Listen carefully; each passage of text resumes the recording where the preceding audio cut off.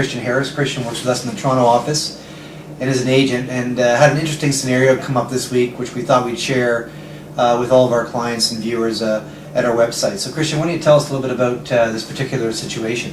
Sure. We have an existing client who currently is in a 10-year fixed rate mortgage.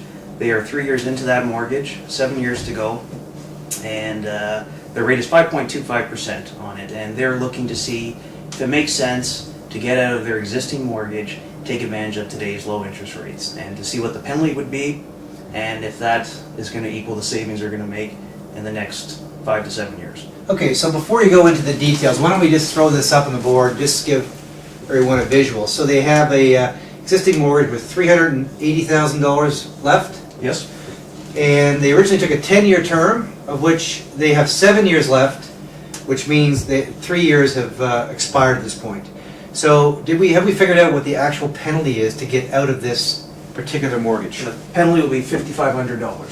So $5,500 to break this mortgage contract, and which seems pretty reasonable when you consider some of the penalties that we're seeing today for people who are in 5-year fix. So certainly if you're in a 10-year mortgage, one of the things we point out immediately, and you're 2 or 3 years into it, there may be some value in looking at your existing contract. Absolutely. So let's look at scenario number 2. So what happens to this particular client? Well, what we've looked at doing is adding on this penalty to their existing balance of $380,000, so doing a new mortgage at $386,000, rounding it up. $386,000, we round it up, is the new mortgage amount.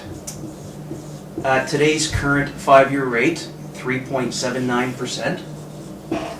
One thing we should point out is that's rate's always subject to change. Their existing rate at $380,000 was at 5.25%. 5.25. So that's kind of a magic number for people. If they're in the 5.25% range, they may want to have a look at their contract. Okay, so 3.79%. Where does that leave these clients? Well, the total interest savings over the next 5 years of this term would be in excess of $34,000. So opposed to staying where they are and paying what they're doing, if they move this scenario, even adding the penalty to it, which we've added to $6,000, is a savings of approximately $34,000 $34,000 over the next 5 years. over 5 years. So that's after tax income. Of course, one of the things we preach at Monster Mortgage all the time is you need to earn the money, pay the tax to pay your mortgage. So that $34,000 is pretty powerful. I guess the third scenario to talk about briefly, although it's a little harder to deal with, is the variable rate products, because those are even lower. So on a variable rate deal today, what's the interest rate? The client could be as low as 2.75%. Okay.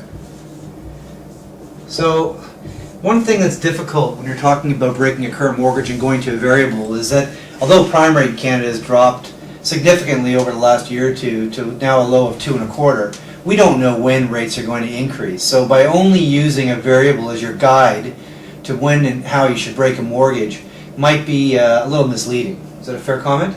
Absolutely. I think a lot of people today who would fall into this situation where it makes sense to break the mortgage are looking to the variable for maybe a short-term solution, maybe not for the next 5 years, but maybe for the next 6 to 12 months to maximize capping, to getting back that penalty that they paid, looking at locking it in after 6 to 12 months while Bank of Canada keeps rates low.